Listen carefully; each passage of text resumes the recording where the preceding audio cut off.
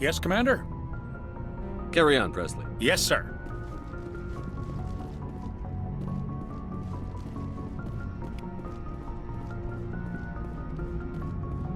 Hey, Commander, next time we touch down, let's try not to park the ship in a colony of mutant zombies. Just thinking out loud here. How's the Normandy performing? Is she everything they said she'd be? She's the best ship in the fleet, if you've got a pilot who knows how to handle her. Balance isn't what you'd expect. Takes a while to get used to that oversized drive core we got stuffed in the back, and her power can sneak up on you if you're not careful. The Normandy's probably too much ship for your average Alliance pilot, Commander. Lucky for you, I'm anything. I have to go. All right, see ya.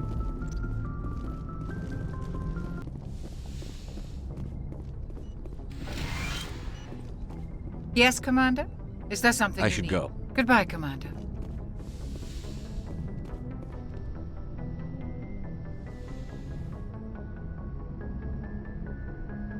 Commander, are you coming to check up on me? You look much better. How are you feeling? Dr. Chakwas assures me I am going to be fine. I was impressed with her knowledge of Asari physiology. You're in good hands. Dr. Chakwas knows what she's doing. I get the feeling you want to ask me something. Tell me about yourself, Liara. Me? I am afraid I am not very interesting, Commander. I spend most of my time on remote digs, unearthing mundane items buried in long-forgotten Prothean ruins. Sounds dangerous. And lonely. Sometimes I would run afoul of indigenous life forms or stumble across a small band of mercenaries or privateers, but I was always careful. Until the Geth followed me to Artemis Tau, I never found myself in any situation my biotics could not handle. As for the solitude, well, that is one aspect that most appealed to me. Sometimes I just need to get away from other people. You don't like other people? I suppose it comes from being a matriarch's daughter. People expected me to follow in Benezia's footsteps. They wanted me to become a leader of our people. Matriarchs guide their followers into the future. They seek the truth of what is yet to come. Maybe that's why I became so interested in the secrets of the past. It sounds so foolish when I say it out loud. It sounds like I became an archaeologist simply to spite Benezia. All children rebel against their parents. It's a natural part of growing up. Aha, you share the wisdom of the matriarch, Shepard. That is exactly what Benezia said when I told her of my decision. But there was more to it than that. I felt drawn to the past. The Protheans were these wondrous, mysterious figures. I wanted to know everything about them. That is why I find you so fascinating. You were marked by the beacon on Eden Prime. You were touched by working Prothean technology. Sounds like you want to dissect me in a lab somewhere. What? No, I did not mean to insinuate. I never meant to offend you, Shepard. I only meant that you would be an interesting specimen for an in-depth study. No, that's even worse. Calm down, Liara. I was only joking. Joking? Oh, by the goddess, how could I be so dense? You must think I am a complete and utter fool. Now you know why I prefer to spend my time in the field with data disks and computers. I always seem to say something embarrassing around other people. Please, just pretend this conversation never happened. I should go. Goodbye, Shepard.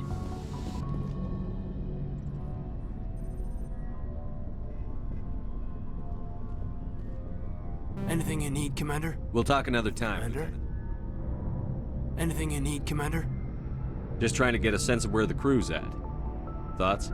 Is this an official evaluation, Commander? Or off the record? Alenko, when it's just you and me, you can consider it off the record. That's a generous attitude. Okay. I think there's something wrong with all this. This Saren is trading people to aliens for some kind of lost knowledge, but we can't get backup from the Council? Sorry, Commander. There's writing on the wall here, but someone isn't reading it. The Council doesn't want to believe anything's wrong. I'd call it human nature, but... I hear you. It just seems like a group that's been around as long as the Council should see this coming. Sorry if I got too informal. Protocol wasn't a big focus back in Bot. Tell me about it. Biotic acclimation and temperance didn't last past the airlock. To the kids they hauled in, it was brain camp. Sorry, hauled in is unkind. We were encouraged to commit to an evaluation of our abilities so an understanding of biotics could be compiled. There are worse results of accidental exposure to element 0 in the womb. Beats the brain tumors some kids grew up with. Is there some question about how you were exposed? My mother was downwind of a transport crash. It was before there were human biotics, a little after the discovery of the Martian ruins. It only gets iffy around 63 when Kinetics was running out of first-gen subjects. Until then, they'd relied on accidentals. Bunch of guys in suits show up at your door after school, and next thing you know, you're out on Jump Zero. Jump Zero is Gagarin Station, right? What's it like? Yeah, that's the official name. Biggest and farthest facility we had for decades. Right on the termination shock, the outer edge of the solar system. It's where they did all the Goose Chase FTL research before we caught on to using mass effect fields. It was a sterile research platform when I was there. There were other kids in the same boat, right? At least you weren't alone out there. That's true. We did have a little circle that'd get together every night before lights out. We didn't have much to do, though. It was a research platform then, and Kinetics kept Jump Zero off the extranet to prevent leaks. Then you must have had plenty of time to get to know each other. Yeah, we'd sit around and bull every night and play cards or network games. There was this girl named Rana, who had a little circle grow up around her. She was from Turkey. Her family was very rich. But she was smart and charming as hell. Beautiful, but not stuck up about it.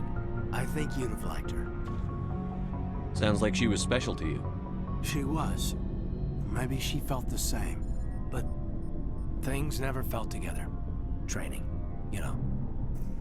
You know of any intentional exposures for certain? No one knows. Doesn't mean they didn't happen. As big as the exposures were, it was hard to track down accidentals. It was different then. No one knew the potential, so there wasn't a lot of regulation. Anything Kinetics did was gold. I'm not saying they intentionally detonated drives over our outposts, but in retrospect, they were damn quick on the scene. Jump Zero's a long way from home. What was it like? The grand gateway to humanity looks a lot better in the vids. But that's my own baggage, Commander. No bearing on this. Alenko, there's no regulation that says you can't be friends with your commander.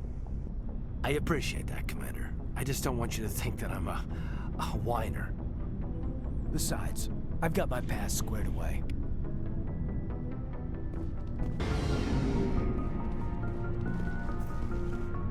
So, we've got Saren on the run. It won't be long now. Saren's good, but I'm better. Good. He's rotten. To the core. I could tell as soon as I Why didn't met you him. tell me this sooner? I would've if I thought it was important. I think I'd like to hear about it just the same. This was a while ago. A bunch of mercs were bragging about a job out near the edges of the Terminus systems. They said it paid well and the boss was never around to ride them. They said he was looking for more men, too. So I checked it out. I didn't know Saren was openly recruiting mercs. It wasn't that open, and he only showed his face once. We'd been raiding ships in the area for months when we took out this massive cargo freighter. Our biggest haul yet. I was on board checking bodies for valuables, looking for some extra credits. That's when I saw him. What did Saren want with the ship? I don't know what he wanted. He was just moving through the ship, watching. A couple of the mercs called him by name, but he never spoke to them. Never spoke to anyone. I had a really bad feeling about him, so I got the hell out. Didn't even wait to get paid. What kind of cargo was the freighter carrying? What was Saren after? I don't know. All I saw on that ship was food and medical supplies. There were some basic weapons, but nothing big. If there was anything of value on that ship, I didn't see it. That's why I didn't mention it sooner. Whose ship was it? There was a Volus trading vessel. Big one. Lots of guards. But they were no match for us. That's the only time you saw him? Yeah. Didn't even know who he was.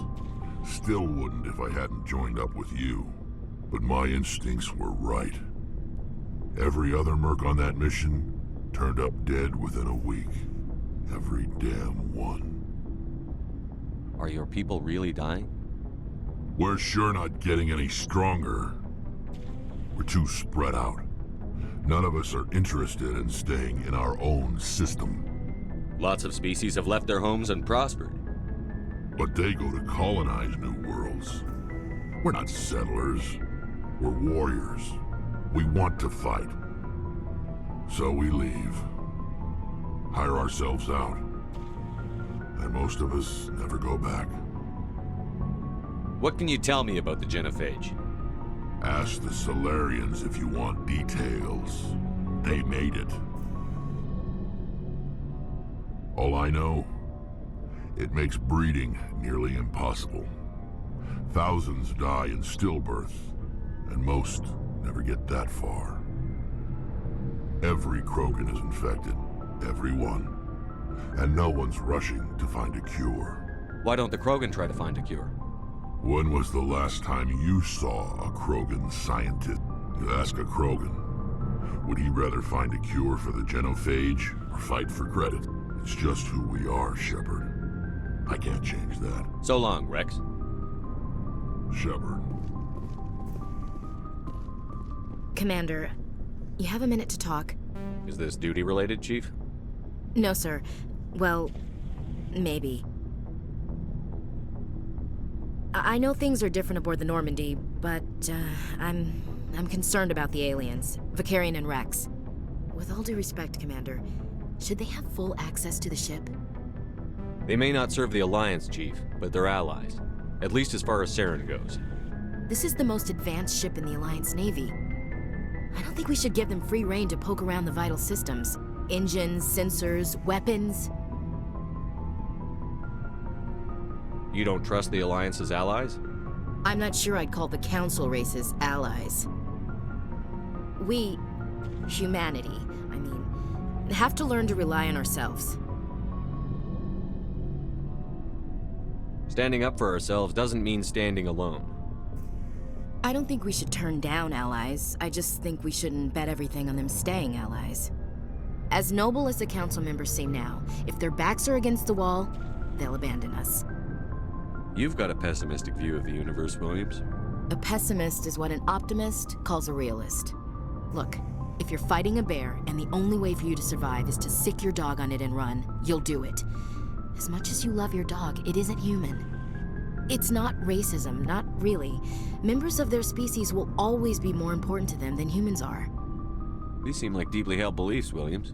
What made you think this way? My family's defended the Alliance since it was founded. My father, grandfather, great-grandmother, they all picked up a rifle and swore the oath of service. I guess we just tend to think of Earth's interests as our own. It doesn't sound like you've worked with aliens before. No, sir. Mainly I've been groundside, part of the surface garrison forces. I did get a rotation on a space station for training. Every Marine a rifleman, every rifleman ZG certified. That's odd. Your record is spotless and your technical scores are exemplary. You should be serving with the fleet. Anyway, that's why I haven't served with many aliens, Commander. I never knew my family. Grew up an orphan on Earth.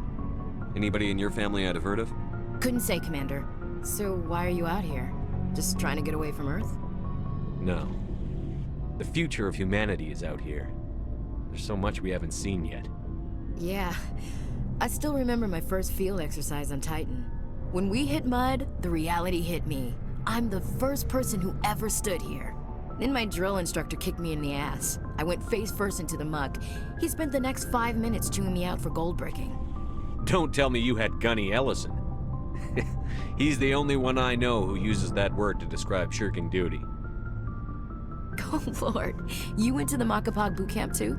Yeah, Gunny Ellison's still reaming out recruits down there, kicking ass and using words like inveigle and pusillanimous. All right. I can see where your concerns are coming from, Williams. But this is a multilateral mission. You're going to have to work with aliens, like it or not. It won't be a problem, Commander. You say jump, I say how high. You tell me to kiss a Turian, I'll ask which cheek.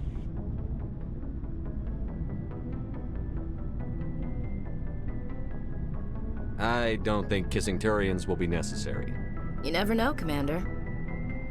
What's your opinion on the last mission? Gotta admire those colonials.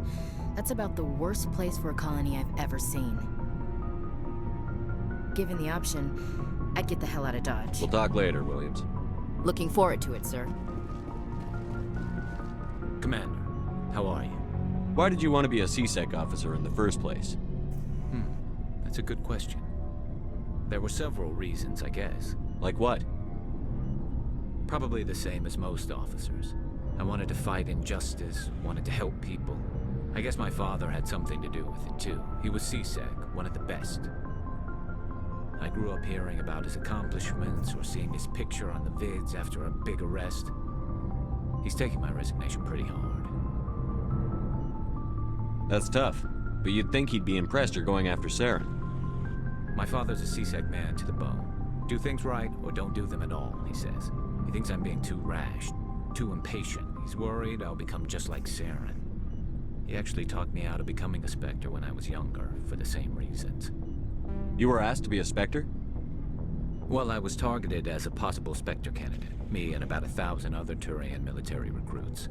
I could have received special training, but my father didn't like it. He despises the Spectres.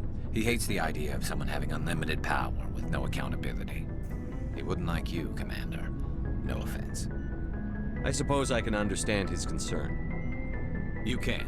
But Saren's not going to play by our rules, CSEC's rules. If you want to nail Saren, you need to send someone who isn't restricted by policies and procedures.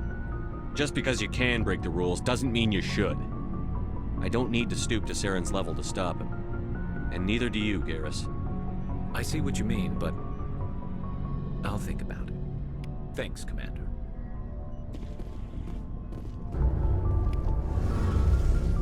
Oh, hello, Shepard. Are you okay? I don't know. Your ship is amazing, and your crew's been really great to me, especially your chief engineer. But I just sort of feel out of place. The Normandy runs so smooth it feels like we're not even moving, and the engines are so quiet. How do you sleep at night? The silence wakes you up? Back on the flotilla, the last thing you want to hear is silence. It means an engine's died or an air filter shut down. I guess you don't have to worry about that here. But old habits die hard. But it's more than just the silence. This ship feels so empty. It's like half the crew is missing. Back home, I couldn't wait to go on my pilgrimage. I couldn't wait to get away from the crowds. Now that I'm out here, I kind of miss them. Sometimes we don't appreciate what we have until it's gone. That's true. I'm starting to wonder if that's what the pilgrimage is really about. It's given me a whole new perspective on my people and our culture. You know, there's always a few who go on their pilgrimages and never return. I always assumed something bad happened to them. But maybe they just wanted a different life. You do plan to return to the migrant fleet, right? I could never abandon my people, Shepard. I will go back eventually. But we have to stop Saren first. Otherwise, I might not have a home to go back to. I should go. See you later.